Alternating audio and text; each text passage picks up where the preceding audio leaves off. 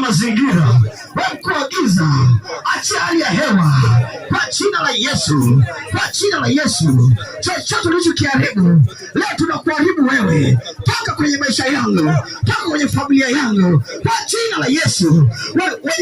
Enyi wenye ufalme wa giza, ufalme wa anga, saa hii na utiisha, ukae kimya katika jina la Yesu. Yeyote anayetumia maisha yangu kwa ajili ya faida yake, saa hii na unyamazisha kimya kwa jina la Yesu. Achia maisha yangu, achia ufahamu wangu, achia akili yangu, achia uelewa wangu katika jina la Yesu. Nyie mlioshikilia nafsi yangu, saa hii na waamuru, achia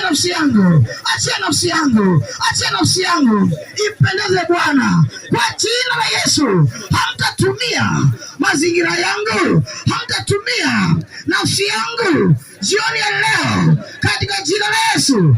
Asante Bwana kwa kuniruzia jioni ya leo. Mshangilie Bwana, shangilie Bwana.